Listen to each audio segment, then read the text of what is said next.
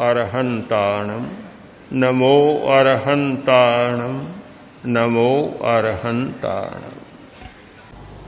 हमारी इस दृष्टि का विकास हुआ कि जानने की प्रज्ञा और छोड़ने वाली प्रज्ञा, और इसी माध्यम से समूचा दर्शन का विकास हुआ था। आज दर्शन का अर्थ भी बदल गया है। दर्शन का अर्थ मात्र जानना रह गया है, और वह भी पुस्तकीय ज्ञान रह गया है, आंतरिक अनुभव नहीं। जहां दर्शन की चेतना का विकास हुआ था, वह संयम के साथ, अहिंसा के साथ और अस्तित्वगत एकता या समानता के साथ हुआ था। अस्तित्वगत एकता या समानता को तो भुला दिया, और जहां अस्तित्वगत एकता या समानता की अनुभूति नहीं होती, वह दर्शन एक बौद्धिक व्यायाम और एक तर्कशास्त्रीय प्रणाली मात्र रह गया। आज दर्शन को मैं तर्कशास्त्र से भिन्न नहीं देख रहा। दर्शन का अर्थ ही हमारे लिए तर्कशास्त्र हो गया। आज का दर्शन का विद्यार्थी इसे भली भांति जानता है कि तर्क को छोड़ देने के बाद दर्शन कुछ बचता नहीं। प्रारंभ से अंत तक सब कुछ तर्क ही तर्क, और तर्क के द्वारा ही सारा का सारा समर्थन होता है। आज एक ऐसी चर्चा चली कि तर्क के द्वारा धर्म का बोध, बात तो बहुत अच्छी लगती है कि धर्म की कसौटी तर्क या बौद्धिकता होनी चाहिए।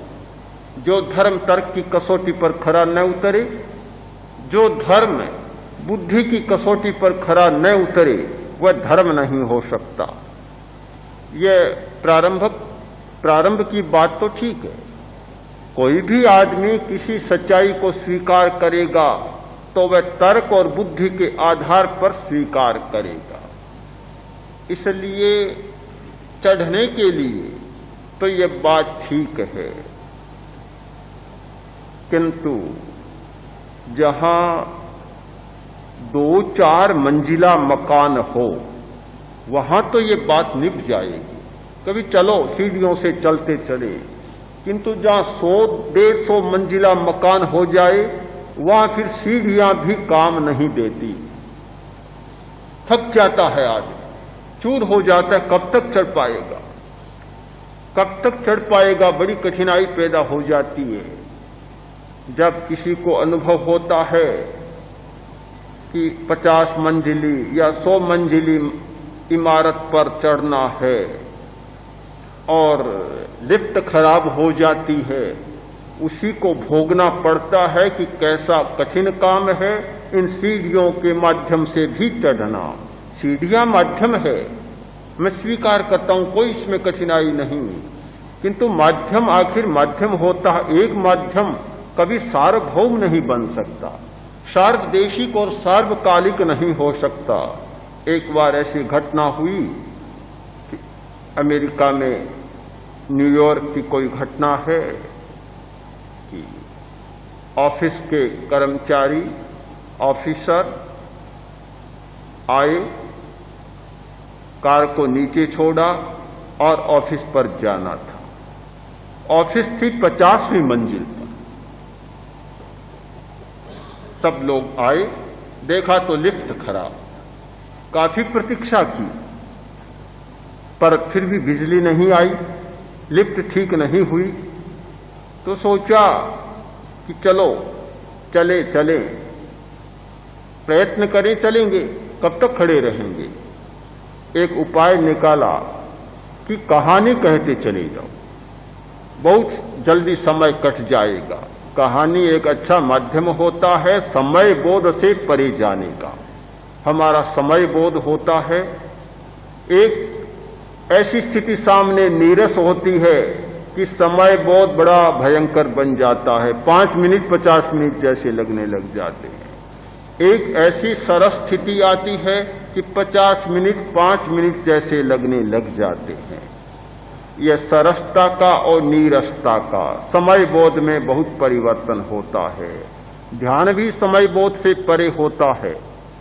तो उन्होंने कहानी का सहारा लिया कि समय बोध से बचने के लिए और थकान से बचने के लिए एक व्यवस्था बना ली कि कहानियों का सिलसिला चलेगा और पूरी योजना बना ली। योजना बनाने में बहुत कुशल व्यक्ति हैं वे। योजना बना ली कि जैसे जैसे नंबर आता जाएगा वैसे वैसे वह व्यक्ति अपनी अपनी नई कहानी सुनाता चला जाएगा। चलते जा रहे हैं, कहानियां भी चलती जा रही हैं और ऊपर चढ़ती जा रही हैं। 20वीं मंजिल तक पहुंचे होंगे और इतने में जो ऑफिस का एक कर्मचारी बहरा था वह आकर बोला कि मैं एक बात कहना चाहता हूं। संयोजक ने कहा चुप रहो, तुम्हारा अभी नंबर नहीं है, बीच में क्यों हस्तक्षेप करते हो। चुप कर दिया। 2 4 5 मंजिल ऊपर चढ़े। उसने फिर कहा कि एक बात मेरी सुनने, आप ध्यान से सुने, मैं कहना चाहता हूं। संयोजक ने फिर कहा कि यह बदतमीजी है, बीच बीच में बोलना, बीच बीच में हस्तक्षेप करना अच्छी बात नहीं है। बेचारे को बंद कर दिया। अब बड़े अधिकारी बंद करते हैं तो छोटा अधिकारी कैसे, छोटा कर्मचारी कैसे बोल सकता है। चुप हो गया।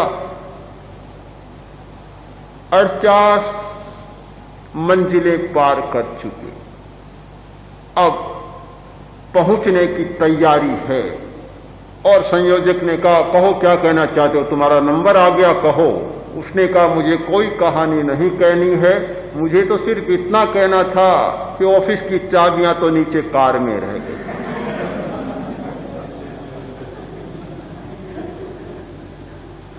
अब आप कल्पना करें कि सीढ़ियां माध्यम तो है, किंतु माध्यम, हर माध्यम हर जगह पहुंचा देता है, यह मुझे नहीं लगता।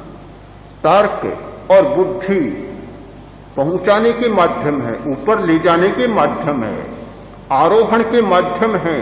उनके सहारे हम आरोहण कर सकते हैं, चेतना की कई मंजिलों को, कई स्तरों को पार कर सकते हैं। किंतु बुद्धि और तर्क के सहारे हम अंतिम लक्ष्य तक पहुंच जाएंगे, ये संभव नहीं। कुछ आगे जाने पर यही अनुभव होगा कि चाबियां नीचे रह गई। जिस व्यक्ति ने अनुभव की चाबी को नीचे कार में ही छोड़ दिया और ऊपर कुछ चढ़ भी जाएगा तो पता चलेगा कि ऊपर तो आ गया किंतु चाबी नहीं है, ताला कैसे खुलेगा, इस कठिनाई का अनुभव होगा।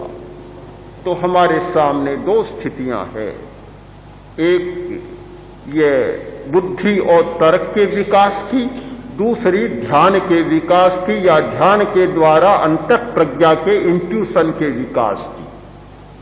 बिना ध्यान के इंट्यूशन का, अंतः प्रज्ञा का विकास नहीं हो सकता, अंतर्दृष्टि का विकास नहीं हो सकता, और अंतर्दृष्टि के विकास के बिना सही अर्थ में दर्शन का विकास नहीं हो सकता।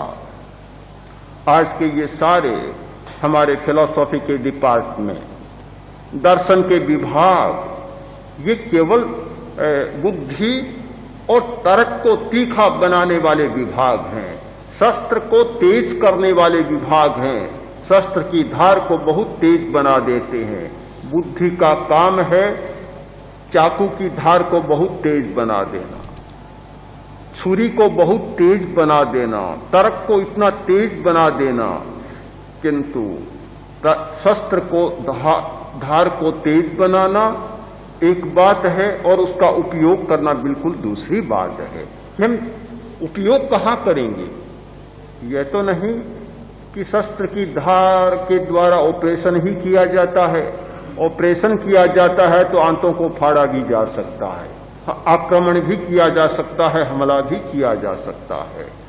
यहां हमारे सामने 2 स्थितियां आ जाती है कि शस्त्र की धार को तेज किया पर उपयोग की चेतना में परिवर्तन नहीं आया तो हमारे लिए घातक बात बन जाएगी।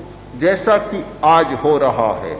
समूचे शस्त्र का इतिहास, जिस दिन पहल शस्त्र का जन्म हुआ और आज अणु अस्त्र तक उसका विकास हुआ, या मध्यकाल में आग्नेय अस्त्रों तक उसका विकास हुआ, यह शस्त्र का विकास इसका साक्ष्य है कि मनुष्य का ज्ञान और कोरा ज्ञान, कोरी शस्त्र की चेतना मनुष्य को विनाश के कगार पर खड़ा कर देती है, जब तक कि वह परिज्ञा या प्रत्याख्यान की चेतना, संयम की चेतना का विकास नहीं होता।